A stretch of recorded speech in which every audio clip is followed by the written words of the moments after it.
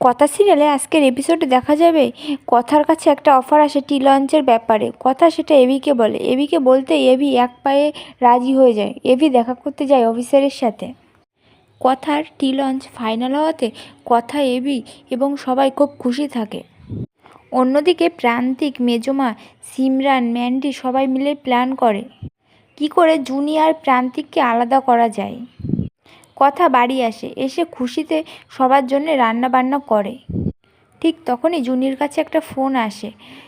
কলেজের professor জুনিকে phone করে বলে, তোমার চাকরি যায়নি জুনি, তুমি আবার জয়েন করতে পারো, কিন্তু ঠিক টাইম কলেজে আসতে হবে।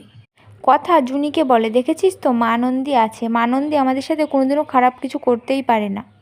জুনি কথাকে বলে, আজ আর দেরি করতে চাই না রে কথা, আজ আমি ঠিক টাইম মতন যেতে চাই কলেজে, আমি তাহলে যাই। কথা বলে, হ্যাঁ তুই চলে যা, এদিকে আমি সব সামলে নেব। এই সব কথা মেজমা পাশ থেকে দাঁড়িয়ে শোনে। মেজমা প্রান্তিককে ফোন করে, বললে জুনি এখন বাড়ির থেকে বেরোচ্ছে, যে করে হোক জুনিকে তুলে নিয়ে যাও। জুনি রেডি হয়ে কথার কাছে আসে।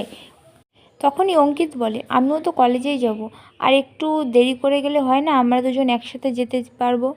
জুনি বলে, না থাক, আমি একাই চলে যেতে পারবো, আগের দিন আমি তো কম অপমানিত হইনি সবার সামনে দাঁড়িয়ে। অঙ্কিতকে একা রেখে জুনি চলে যায়।